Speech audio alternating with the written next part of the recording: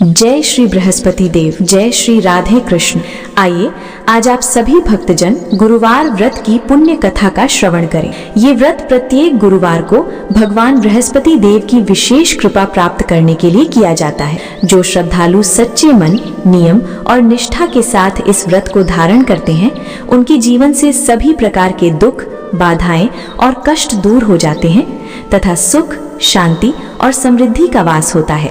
गुरुवार के दिन प्रातः काल उठकर स्नान कर शुद्ध वस्त्र धारण करने चाहिए और केले के वृक्ष के नीचे स्वच्छ स्थान पर आसन लगाकर गुरु मिश्रित जल से केले के वृक्ष को अर्घ्य देना चाहिए। इसके पश्चात दीपक जलाकर भगवान बृहस्पति देव को पीले पुष्प, पीला चंदन, धूप और दीप अर्पित करना चाहिए तथा विशेष रूप से गुड़, चने की दाल और मुनक्की का भोग लगाना चाहिए। यदि केले का वृक्ष उपलब्ध ना हो तो भगवान बृहस्पति देव की प्रतिमा या चित्र स्थापित करके पूरे विधि विधान से पूजन करना चाहिए। माना जाता है कि बृहस्पति देव अपने भक्तों की सभी मनोकामनाएं पूर्ण करते हैं। इसलिए आइए अब गुरुवार व्रत की पावन कथा को ध्यान पूर्वक सुनते हैं और मन में श्रद्धा भाव बनाए रखते हैं। कथा के अनुसार प्राचीन समय में एक निर्धन ब्राह्मण रहता था। उसके घर में अत्यंत गरीबी थी और संतान का भी अभाव था। वह ब्राह्मण प्रतिदिन नियम पूर्वक पूजा पाठ करता था, किंतु उसकी पत्नी ना तो स्नान करती थी और ना ही किसी देवता का पूजन।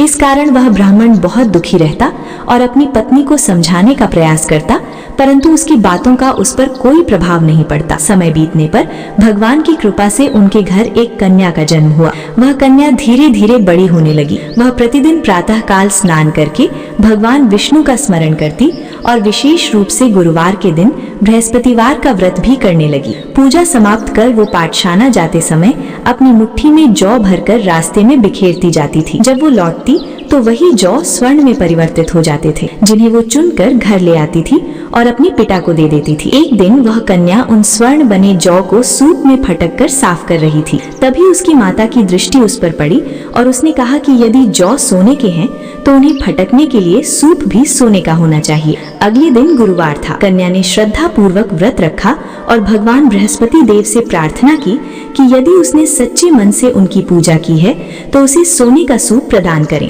बृहस्पति देव ने उसकी विनती स्वीकार कर ली। रोज की तरह वह जौ बिखेरते हुए पाठशाला गई और लौटकर जब वो जौ चुनने लगी तो उसे सोने का सूप प्राप्त हुआ। वह उसे घर ले आई और उसमें जौ साफ करने लगी, परंतु उसकी माता का स्वभाव पहले जैसा ही रहा और वह संतुष्ट नहीं हुई। कुछ समय बाद जब वह कन्या उसी सोने के सूप में जौ साफ कर रही थी, तभी नगर का राजकुमार उधर से गुजरा। कन्या के रूप, संयम और उसके अद्भुत कार्य को देखकर वह मोहित हो गया और मन ही मन उसे अपना जीवन साथी बनाने का निश्चय कर लिया। राजकुमार उस घटना के बाद उदास रहने लगा और उसने अन्न जल का त्याग कर दिया। जब राजा को ये समाचार मिला तो वह मंत्रियों के साथ अपने पुत्र के पास गया और उससे उसके दुख का कारण पूछा। बहुत समझाने पर राजकुमार ने बताया कि वह उस कन्या से विवाह करना चाहता है जो सोने के सूप में जौ साफ कर रही थी। उसने उस कन्या के घर का पता भी बताया। राजा ने मंत्री को ब्राह्मण के पास भेजा। मंत्री ने राजा की ओर से निवेदन किया और कुछ ही दिनों में ब्राह्मण की कन्या का विवाह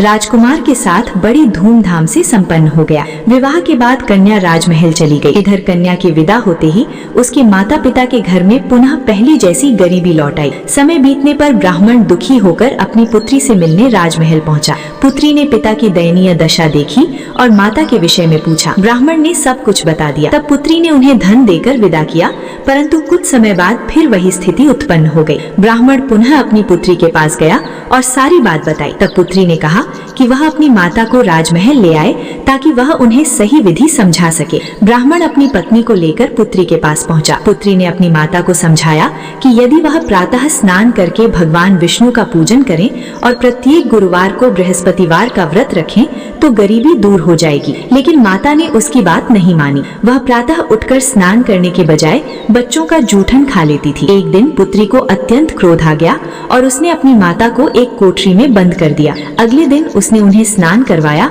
और विधि पूर्वक पूजा पाठ करवाया। तब जाकर उनकी बुद्धि शुद्ध हुई। इसके बाद वह नियमित रूप से पूजन करने लगी और गुरुवार का व्रत रखने लगी। इस व्रत के प्रभाव से उसके जीवन में सुख समृद्धि आई और मृत्यु के बाद उसे स्वर्ग की प्राप्ति हुई। ब्राह्मण ने भी इस लोक में सुख भोगा और अंत में स्वर्ग को प्राप्त हुआ। भगवान बृहस्पति देव सच्चे भक्तों की सभी कामनाएं पूर्ण करते हैं। जो व्यक्ति श्रद्धा और विश्वास के साथ गुरुवार का व्रत करता है, कथा सुनता और दूसरों को सुनाता है, उस पर गुरुदेव की विशेष कृपा बनी रहती है। गुरुवार के दिन सात्विक आचरण रखना चाहिए, ब्रह्मचर्य का पालन करना चाहिए और पीले वस्त्र व पीले खाद्य पदार्थों का सेवन करना चाहिए। इस दिन बाल, दाढ़ी और नाखून नहीं काटने चाहिए तथा नमक और साबुन का प्रयोग भी नहीं करना चाहिए।